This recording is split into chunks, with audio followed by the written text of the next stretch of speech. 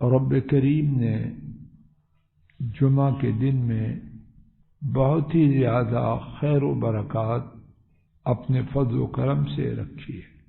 ایک ایسی عظیم بات جو جمعہ کے دن ہے کہ آدمی سننے اور جاننے سے پہلے اس کا تصور بھی نہیں کر سکتا۔ آج اللہ مالک کی توفیق سے جمعہ کے دن کی وہی عظیم بات اپنے گھروں میں لے کے جاتے ہیں۔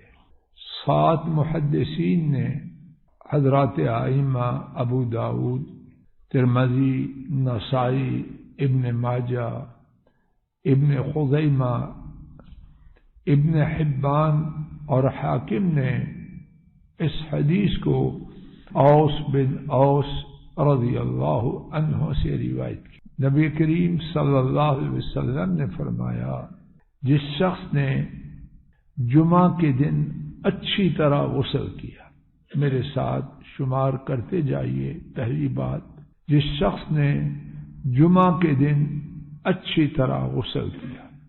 دوسری بات، پھر صبح و سویرے مسجد کی طرف روانہ ہوا۔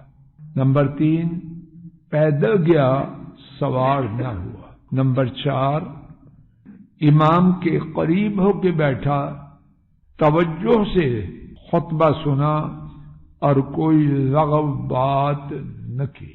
4 باتیں دوبارہ سماعت فرمائیے۔ نمبر 1، جمعہ کے دن اچھی طرح غسل کیا۔ نمبر 2، صبح و سویرے مسجد میں خطبہ جمعہ کے لیے روانہ ہوا۔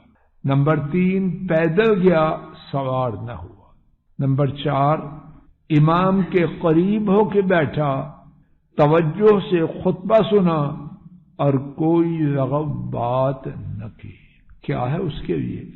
یا اللہ ہمارے نصیب میں فرما دے۔ فرمایا اس کے لیے ہر قدم کے بدلے میں، اس کے لیے ہر قدم کے بدلے میں 1 سال اس کا ثواب ہے۔ ہر قدم کے بدلے میں 1 سال کا ثواب ہے۔ اور کس سال کا؟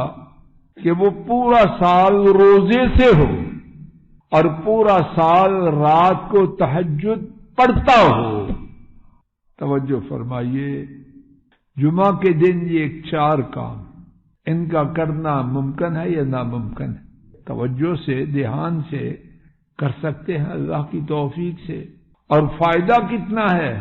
پورے سال اس کے روزوں اور پورے سال ہر روز تہجد ان کے اجر و ثواب کے برابر جمعہ کے دن یہ 4 کام کرنے والے کا ثواب ہے۔